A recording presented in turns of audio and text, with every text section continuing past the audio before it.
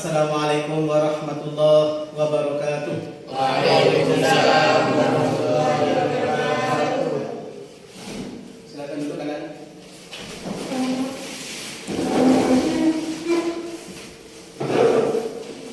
Alhamdulillah, pada siang hari ini kita bisa bertemu kembali dalam rangka melanjutkan pembelajaran PAI yang alhamdulillah kita sudah menaiki tangga bab yang keempat. Namun sebelum Bapak mulai, mari kita awali dengan membaca doa dengan harapan semoga pembelajaran ini berjalan dengan sukses tanpa hambatan dan semua siswa dapat mencapai tujuan pembelajaran. Ala hadiniyah wa ala kulli niyatin shalihah. Mari kita berdoa. Berdoa mulai. Bismillahirrahmanirrahim. Raditu billahi rabban wa bil islami dinan wa bi Muhammadin nabiyyan wa rasulan. Rabbi zidni ilma warzuqni fahman. Amin ya rabbal alamin. Baik anak-anakku sekalian, sebelumnya saya ingin mengetahui kehadiran para peserta didik seluruhnya.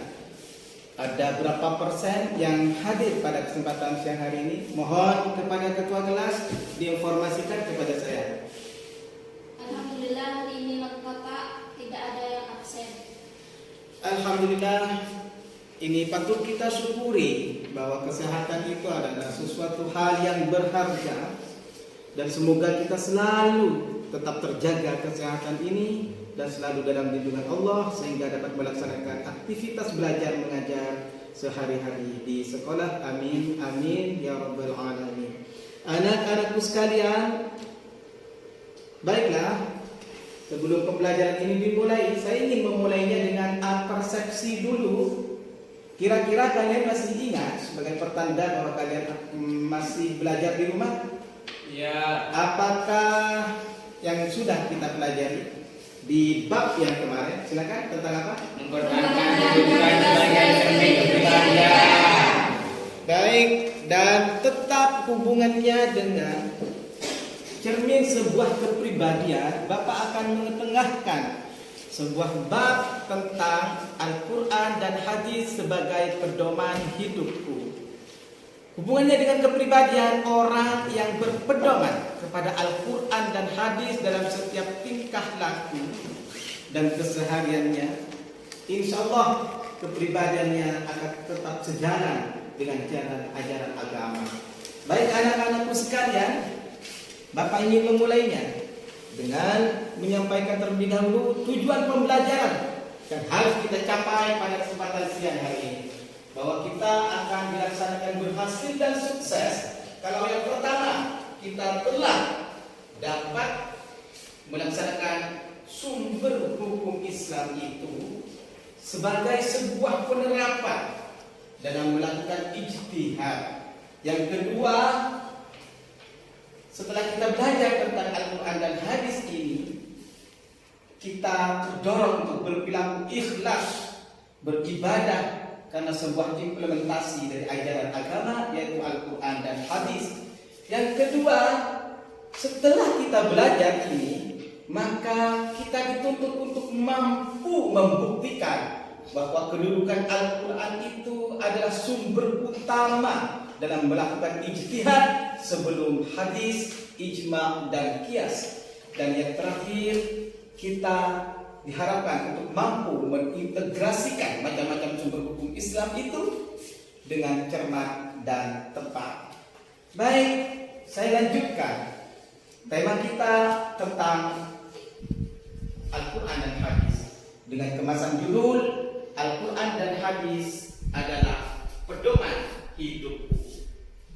Anak-anakku sekalian, Al-Quran dan hadis ibarat sebuah peta.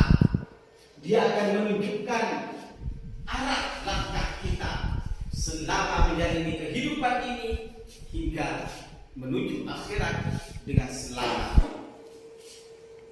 Dikisahkan dalam sebuah cerita, ada seorang anak raja yang tiba-tiba saja terbangun dalam suasana sunyi, dan setelah melihat ke sana kemari, di sekelilingnya ternyata dia ada di sebuah hutan. Dia tidak tahu namanya dan tujuannya tinggal di hutan untuk apa. Dia tidak tahu juga dari mana dia berasal. Akhirnya datang seorang utusan. Utusan itu adalah utusan raja dan menyampaikan bahwa Anda adalah pangeran, Anda adalah putra raja, dan datang ke hutan ini dalam rangka mencari harta karun. Entah apa yang terjadi, kemudian Anda pingsan. Orang itu tidak percaya, masa anak seorang raja? Silakan saudara lihat apa yang ada di satu saudara, dan dibuka ternyata di situ ada peta, dan beliau sadar tugas selanjutnya sudah menanti, dan dia melanjutkan pencariannya sesuai dengan peta tersebut hingga berhasil mendapatkannya. Begitu juga dengan Al-Quran dan hadis sebagai penuntun, sebagai pedoman dalam rangka kita menjalani kehidupan yang selamat dari dunia ke akhirat. Al-Quran dan hadis merupakan sebuah peta yang sangat mulia yang mendorong kita dan menuntun kita untuk menjadi umat yang beragama secara syariah, tunduk patuh kepada syariat dalam beribadah, berikhlak, kemudian beriman dan bertakwa kepada Allah. Anak-anakku sekalian, silakan kalian lihat di slide. Al-Quran dan hadis sebagai pedoman hidupku ini diajarkan di kelas 1 SMK semester ganjil. Saya mulai dengan pengertian Al-Quran. Al-Quran adalah sumber hukum Islam, merupakan suatu rujukan atau landasan dasar yang utama dalam pengambilan hukum Islam. Salah satu hukum Islam, salah satu sumber hukum Islam yang utama dan satu-satunya dan harus menjadi rujukan yang paling utama adalah Al-Quran. Dari segi bahasa, Al-Quran berasal dari kata qara'a yaqra'u qira'atan. Qara'a itu fi'il madhi, yaqra'u itu fi'il mudhari'. Saudari Eva bisa menyampaikan kepada saya, qira'atan atau Qur'anan itu termasuk isim atau fi'il? Isimnya termasuk isim masdar. Bagus sekali. Gramatika bahasa Arab itu memang diperlukan untuk mengetahui asal usul dari sebuah pengertian dari sebuah kata yang berasal dari bahasa. Jadi Al-Quran itu secara istilah adalah kalamullah yang diturunkan kepada Nabi Muhammad SAW dan berbahasa Arab. Disampaikan kepada kita secara mutawatir atau beransur-ansur, ditulis dalam sebuah mushaf atau lembaran-lembaran yang dibundel, dimulai dari surah Al-Fatihah dan diakhiri dengan surah An-Nas. Anak-anakku sekalian, silakan lihat di slide untuk meyakinkan kita bahwa Al-Quran itu adalah sebagai petunjuk kepada jalan yang lurus. A'udzubillahi minasyaitonir rajim. Bismillahirrahmanirrahim. Inna hadzal Qur'ana yahdi lillati hiya aqwam wa yubashshirul mu'minina alladziina ya'maluna ash-shalihati anna lahum ajran kabira. Silakan disimak sendiri maknanya, ada di dalam Quran surah Al-Isra, surah yang ke-17 ayat ke-9.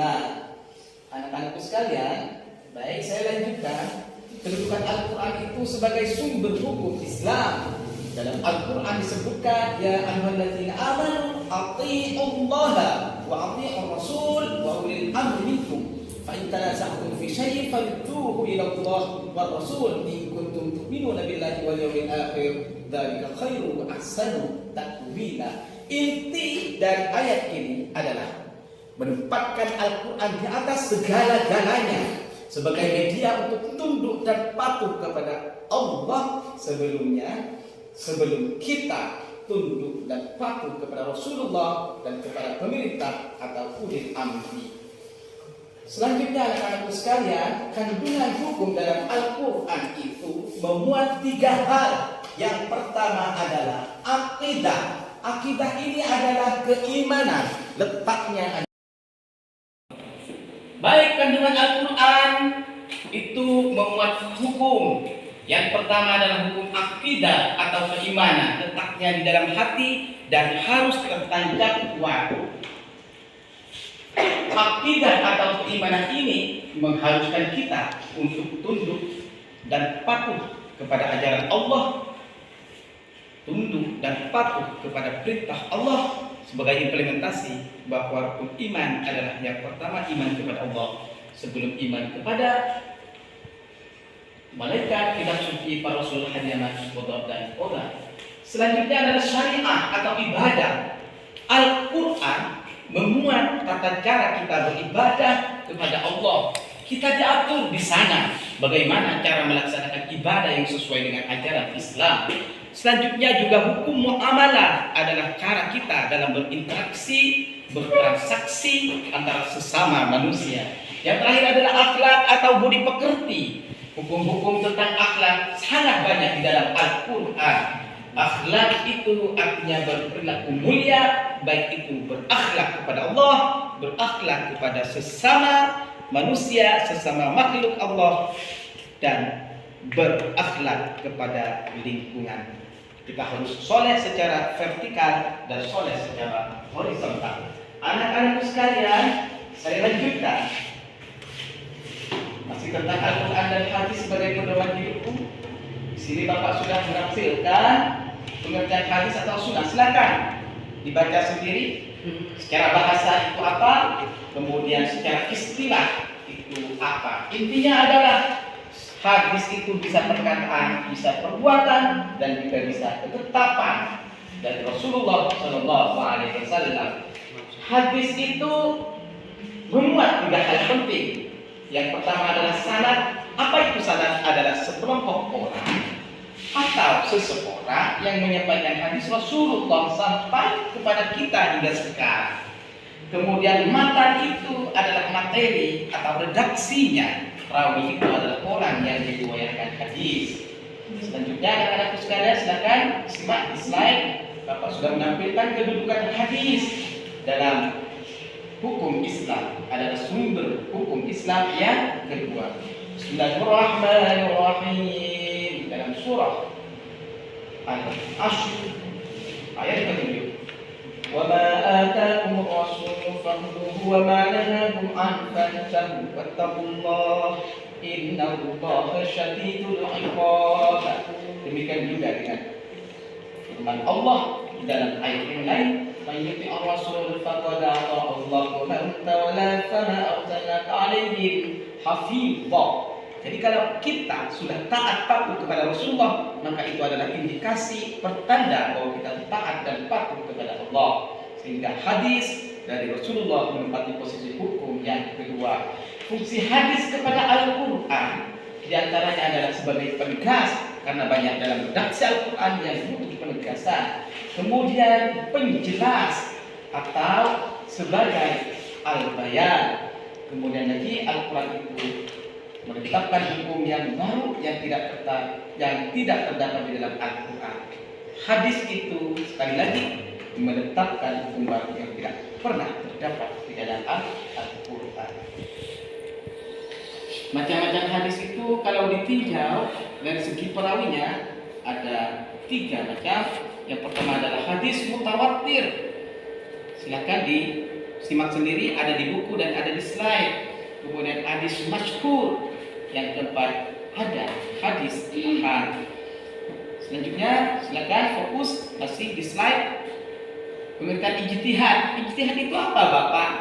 Ijtihad itu berasal dari bahasa Arab ijtahada, yajtahidu ijtihadan, yang artinya adalah mengerahkan segala upaya dengan sungguh-sungguh, baik tenaga, pikiran secara optimal.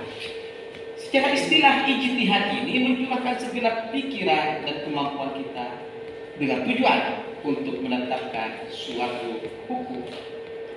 Syarat-syarat ijtihad itu sangat banyak sekali. dan mustahil bahkan jauh api dari panggang untuk kita kuasai. Yang pertama, memiliki pengetahuan yang luas, memiliki pengetahuan bahasa Arab, fikih, usul, tafsir, sejarah, tafsir, kemudian bisa merumuskan istinbat atau pengambilan hukum, dan memiliki keluhuran akhlak yang mulia. Kenapa Bapak mengatakan mustahil? Karena ijtihad di zaman dahulu kala hanya dilakukan oleh para ulama yang kompeten, dan sekarang ijtihad dilakukan secara kolektif, dan itu menggunakan media, teknologi, dan kecanggihan yang sudah tersebar di mana-mana. Baik, anak-anakku sekalian, kedudukan ijtihad itu yang pertama adalah sumber hukum Islam. Kemudian kalau ijtihad itu tidak mampu, maka dilakukan suatu ijtihad itu dilakukan jika sesuatu persoalan tidak ditemukan hukumnya dalam Al-Quran, hukum yang dihasilkan dari ijtihad tidak boleh bertentangan dengan Al-Quran maupun hadis. Baik anak-anakku sekalian, ini bentuk-bentuk ijtihad. Ijtihad sebagai sebuah metode.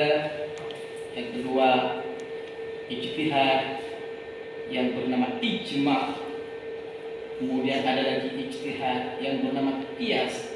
Dan yang terakhir, ijtihad itu adalah maslahat mursalah. Ijma' itu adalah kesepakatan seluruh ulama. Qiyas itu mempersamakan analogi. Maslahat mursalah penentuan hukum yang diletakkan kepada suatu manfaat. Baik, saya lanjutkan. Anak-anakku sekalian, sebelum Bapak akhiri, ada video yang layak untuk kita tonton bersama.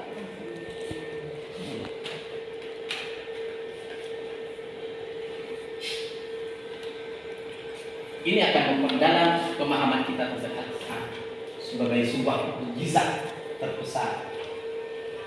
Bisa disimak, relax, ada musik yang mengiringi. Nabi dan Rasul itu yang dianugerahi mukjizat yang luar biasa. Ada yang mampu menghidupkan orang mati, tetapi kemampuan itu tidak bisa dilakukan berulang kali. Hanya menjadi sejarah seperti membelah Laut Merah oleh Nabi Musa. Orang yang tidak pernah melihat seperti kita harus percaya. Tetapi mukjizat Nabi Muhammad itu nyata dan ada hingga saat ini, terjaga originalitasnya, tetap diamalkan. Tetapi masih saja ada yang meragukan Al-Quran. Al-Quran adalah segalanya. Selain mengandung tata cara dalam beribadah, berakhlak, dan berakidah, Al-Quran adalah firman Allah yang hingga sekarang terjaga, dan mustahil itu terjadi pada kitab-kitab yang lain. Hanya Al-Quran yang mampu menjaga originalitasnya dan mampu memecahkan problematika kehidupan yang fluktuatif, berubah-ubah, dinamis hingga sekarang. Tetapi Al-Quran mampu memberikan solusi. Al-Quran itu adalah bahaya meski membaca dengan satu ayat, dan Al-Quran itu adalah sebuah perintah untuk didakwahkan meskipun hanya satu ayat. Tidak ada yang mampu menandingi Al-Quran. Beberapa banyak nabi palsu yang berusaha untuk memasukkan Al-Quran, tetapi usang, bahkan mengalami pertentangan, karena hanya Al-Quran yang tetap abadi sepanjang zaman dan tak tertandingi hingga sekarang. Allahu Akbar, Allahu Akbar, Allahu Akbar. Sungguh Allah Maha Besar. Baik, kira-kira dari sekian materi yang sudah Bapak paparkan, ada tidak hal-hal yang perlu dipertajam melalui sesi tanya jawab. Persilakan. Ya, Saudari Bella, silakan. Saya ingin mengetahui adakah contoh hadis yang termasuk ketetapan. Hadis bisa perbuatan, perkataan, dan ketetapan. Bella mempertanyakan, adakah yang menunjukkan itu adalah sebuah ketetapan? Pertanyaan pertama. Yang kedua, silakan, Saudari Titi. Saya ingin bertanya, adakah hadis Nabi yang menunjukkan hadis perkataan dan bisa kita amalkan dalam kehidupan sehari-hari? Banyak sekali hadis perkataan Nabi, tetapi yang bersifat aplikatif, mudah diamalkan sehari-hari, perlu kita ketengahkan di tengah-tengah pembelajaran kita untuk bisa direalisasikan. Pertanyaan ketiga, mungkin ada yang mau menambah? Silakan, Saudara Habib. Setahu saya, hadis adalah perkataan Nabi. Adakah contoh hadis yang menunjukkan perbuatan Nabi? Tentang perbuatan Nabi, itu juga hadis. Tetapi kita tidak cukup hanya belajar teori dan pengertian saja. Mari kita cari mana yang termasuk hal itu. Ada yang lain? Cukup?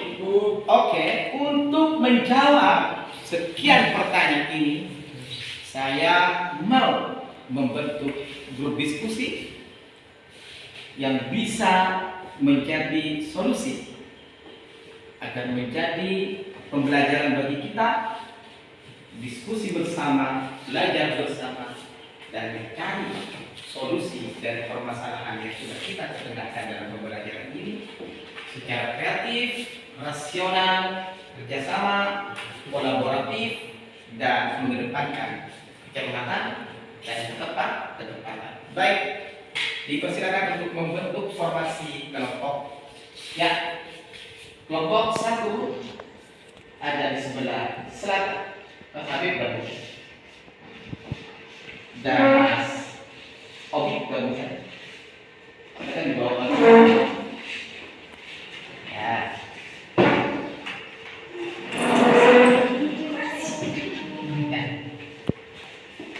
Mbak Evan, masih di situ ya?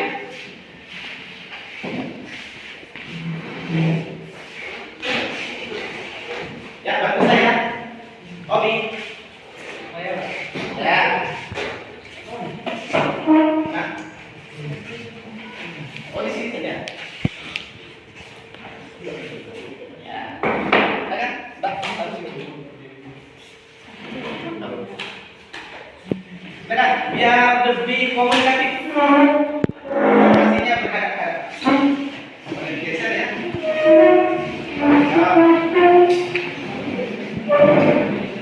Saya beri waktu 10 menit untuk menjawab ketiga pertanyaan tersebut. Dan nanti kelompoknya saya persilakan untuk mempresentasikan. Meskipun satu pertanyaan saja. Ya, silakan.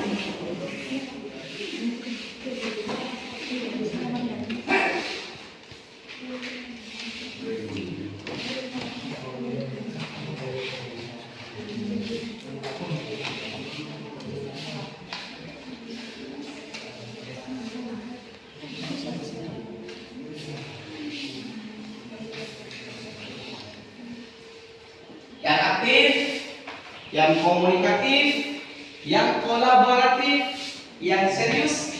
Karena Bapak sambil lalu menilai, namanya penilaian sikap.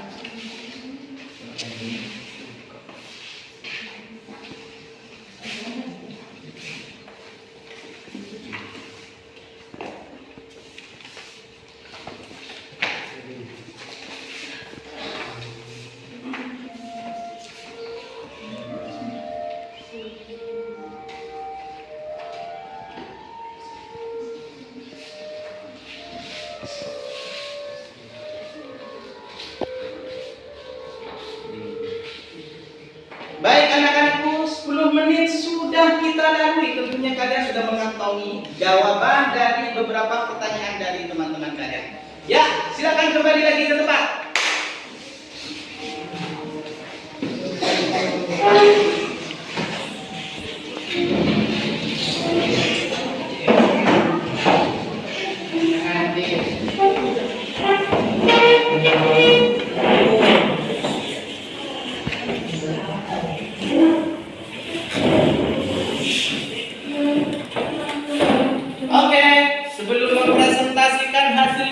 saja. Saya instruksikan nanti di akhir pembelajaran semua hasil diskusi diserahkan kepada Bapak. Saya cuma meminta satu kelompok hanya menjawab satu pertanyaan teman saja. Oke, saya menanyakan atau menawarkan. Ketua kelompok 1 siapa? Mas Habib. Mas Habib nanti menjawab pertanyaannya siapa? Bella. Kedua kelompok yang kedua itu siapa? Ketua kelompoknya Kini akan menjawab pertanyaannya siapa? Kelompok Habib. Oke. Dan Mbak Bella akan menjawab pertanyaan siapa? Titi. Silakan kelompok pertama. Maju ke depan. Yuk, sampaikan gimana hasil diskusinya.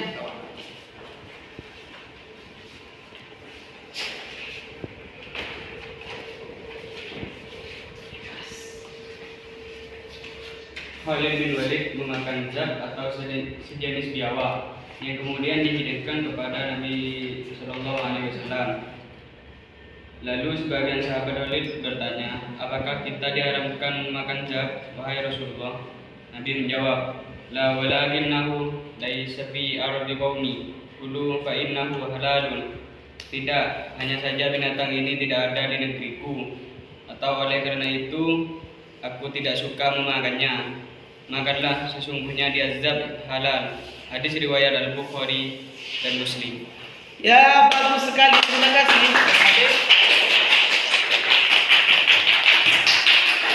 Sebuah hadis yang benar-benar menunjukkan ketetapan Nabi bahwa hukum memakan binatang yang bernama biawak atau zat itu bisa dikatakan halal asalkan tidak menjijikkan.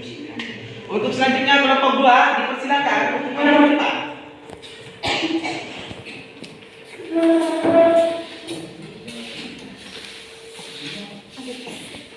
Ya, bisa dimulai. Contoh hadis perbuatan adalah an Jabir bin Abdullah qala kana Rasulullah sallallahu alaihi wasallam yusalli ala rahilatihi haitsu tawajjahat fa idza arada al-faridata nazala fastaqbala al-qiblatah.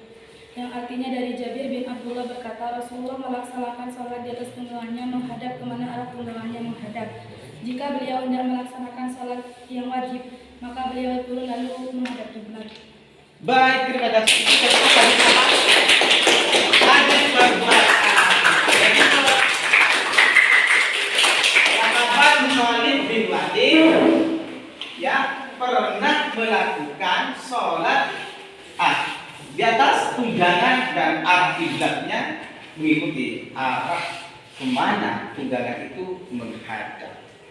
Dan itu adalah hadis perbuatan. Mungkin Khalid bin Walid pernah menyaksikan itu. Yang selanjutnya kelompok 3, silakan menjawab pertanyaan temannya. Kelompoknya yang dipimpin oleh saudari Bella.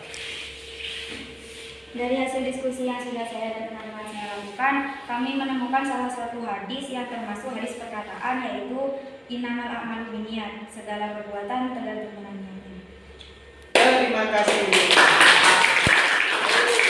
Sangat aplikatif sebuah perkataan hadis yang disampaikan oleh Nabi, mudah, ringan, dan bisa diterapkan dalam kehidupan nyata sehari-hari. Baik anak-anakku sekalian, saya minta hasil kelompoknya nanti diserahkan ke Bapak. Dan yang selanjutnya Bapak ingin mengajak kalian untuk mengetahui sejauh mana hasil pengetahuan kalian melalui lembar kerja peserta didik atau LKPD. Silakan ketua kelompoknya disebarkan kepada teman-temannya.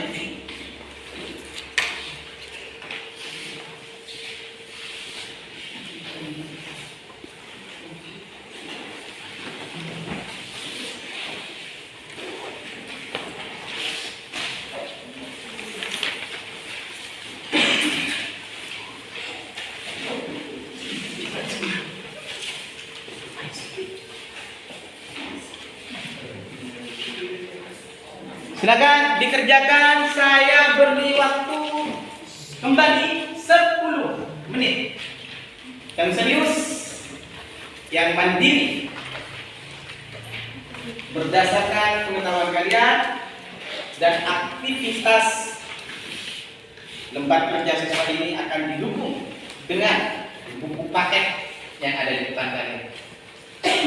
Bahkan cari informasi sesuai dengan instruksi yang ada di dalam SKPD tersebut.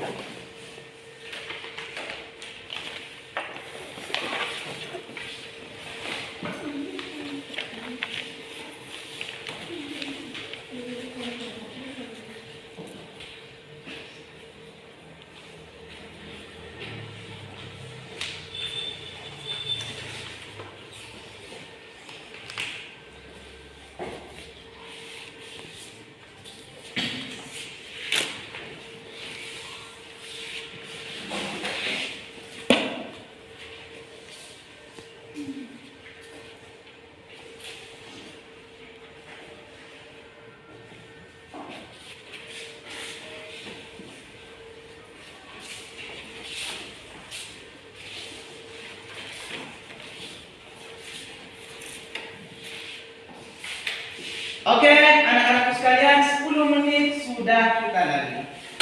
Tiba saatnya kita untuk mengumpulkan. Ketua kelas dikoordinir, dikumpulkan dan diserahkan kepada saya.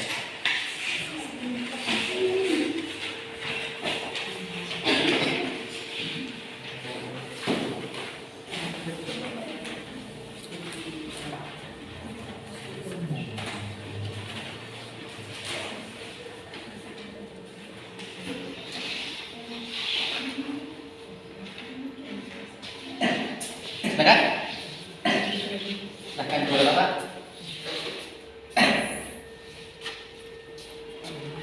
Dan jangan lupa sebagai tambahan kalian akan mendapatkan tugas di rumah dan Bapak mohon untuk diselesaikan dalam waktu 1 minggu dan tugasnya nanti di-upload di LMS sekolah atau via WA.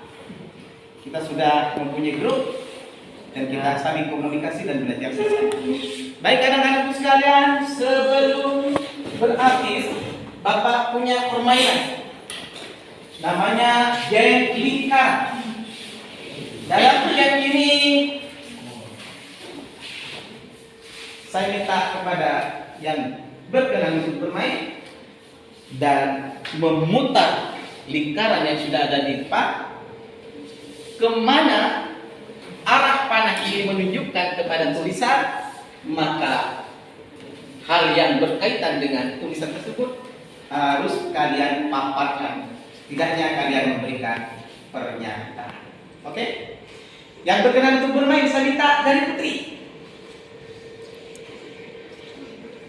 Ya, Fatih.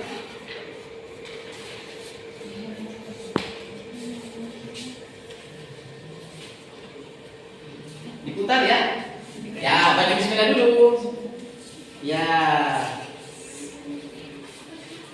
Contoh hadis perkataan. Silakan disampaikan.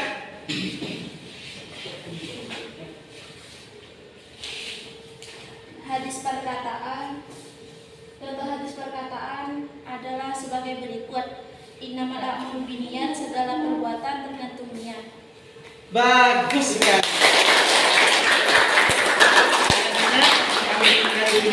Dan mungkin ada yang mau untuk bermain kembali. Ada yang mau main? Oh, Amer, silakan.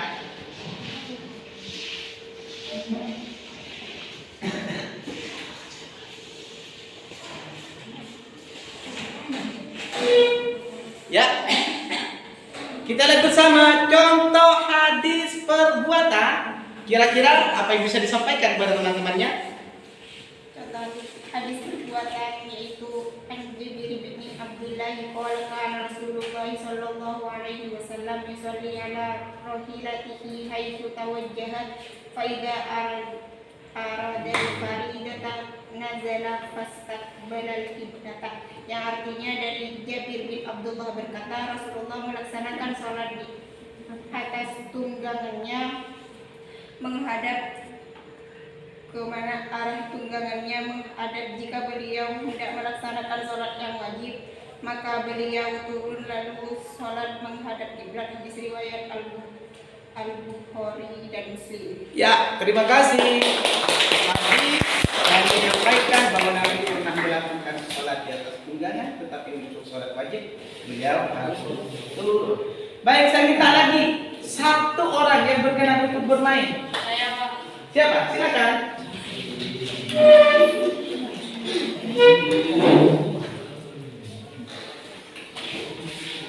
Ya, putar yang kencang. Bismillahirrahmanirrahim. Bapak yang putar ya. Ya. Ya, pengertian hadis atau sunnah. Silakan. Secara bahasa hadis berarti perkataan atau ucapan. Menurut istilah hadis adalah segala perkataan, perbuatan dan penetapan takdir yang dilakukan oleh Nabi Muhammad SAW. Baik, terima kasih.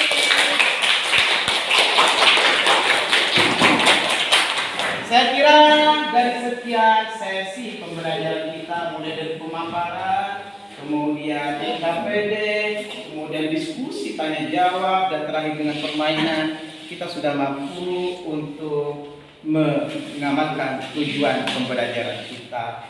Baik anak-anakku sekalian, sebagai akhir dari pembelajaran ini, saya minta kira-kira ada hal yang tidak dimengerti dari siswa sekalian. Saya Pak. Oh ya, silakan saudari Eva, apa yang mau ditanyakan? Mengapa kita harus berijtihad? Mengapa kita harus berijtihad? Bukankah hukum-hukum dalam kitab sudah memuat semua masalah kehidupan? Itulah masalahnya, karena kitab-kitab hukum itu ditulis pada masa lampau. Dan masa itu permasalahan yang dihadapi tentunya berbeda dengan problematika kehidupan yang kita hadapi pada saat ini. Sehingga hukum harus dinamis, hukum harus mengikuti perkembangan zaman, hukum harus aplikatif, dan hukum harus memberikan problem solving kepada permasalahan hidup yang insya Allah berbeda jauh dengan kehidupan masa lalu. Terlebih jika dikaitkan dengan kecanggihan ilmu pengetahuan dan teknologi. Masalahnya, mampukah kita memenuhi syarat-syarat untuk menjadi mujtahid? Ada yang mengatakan cukup dengan kias saja atau dengan analogi. Artinya permasalahan hari ini disama-samakan, dimirip-miripkan, dianalogikan dengan permasalahan masa lalu. Tetapi itu tidak cukup. Ada yang mengatakan kita tetap harus ijtihad. Syarat-syarat yang berat itu tidak mustahil untuk kita miliki karena banyak kecanggihan teknologi. Google membantu kita, flash disk yang komputer yang RAM-nya tinggi juga bisa menggantikan otak memori kita dan bisa memuat seluruh kumpulan ilmu pengetahuan dalam Islam dan akan menjadi rujukan refleksi dalam memecahkan masalah-masalah baru di kehidupan ini. Baik, terima kasih. Kalau tidak ada pertanyaan lagi, kira-kira apa yang bisa kita simpulkan dari pembelajaran kita hari ini? Baik, saudara bisa membantu Bapak untuk memberikan kesimpulan? Ya.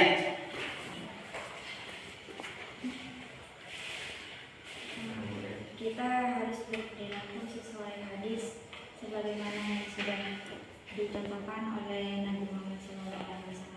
Baik, bagus ya. Tapi perlu saya tambahkan, tidak hanya dengan hadis, tapi dengan Al-Quran. Meskipun hadis sendiri dapat menegaskan dan menerangkan isi Al-Quran. Dan Al-Quran dan hadis adalah pedoman hidupku. Hadis dan Al-Quran sebagai rujukan hukum dan bisa digali dengan cara ijtihad melalui ijma dan qiyas. Terima kasih, kesimpulan kita hari ini sangat bagus dan sangat tajam sekali. Sekalian, sebagai penutup, Bapak ingin mengingatkan kepada kita semua untuk belajar di rumah, menjaga kesehatan, tetap kita memilih waktu agar kita bisa kembali belajar di pembelajaran secara efektif. Bab selanjutnya mohon dipelajari di rumah adalah tentang meneladani dakwah Rasulullah di Mekah. Akhiran dari saya, Mari kita tutup pembelajaran hari ini dengan doa bersama. Berdoa mulai. Rabbana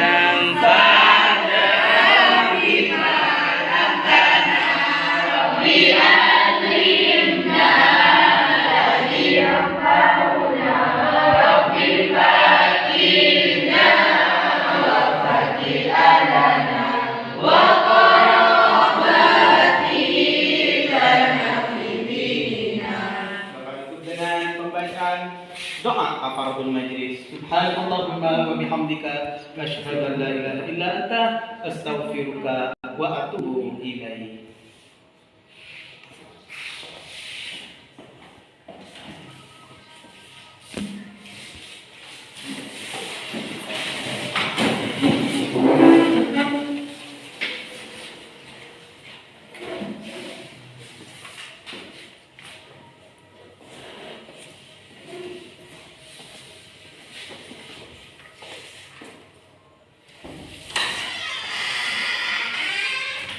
Assalamualaikum warahmatullahi wabarakatuh. Waalaikumsalam.